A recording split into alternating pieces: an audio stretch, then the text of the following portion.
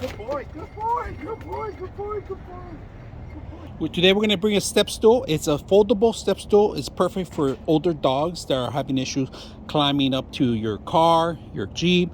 And I do have a Jeep and it's a little high. I'm going to show you how to use this. So when you get this, it's very simple. It expands. And the expanse is very durable, very strong. My dog was able to get up here. This is a material that's kind of like, in case it rains, there's a grip on it, all right? It has silicone patches on it.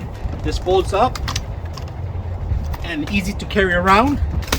Not only for dogs, you'll probably use it for children too, little kids, if you want to have them drop your car and it's very heavy. Now this is cloth. Make sure you're under a certain weight, all right? So not every children, all right? This one actually folds down. It has a couple tie downs, all right? You could tie these down.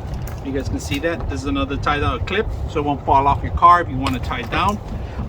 It has these rubber ends at the end, and these are perfect for any vehicle that you have, and it won't damage your vehicle. You can put them on the outside, like if you guys can see it. Stretch it as much as you can, all the way to the back.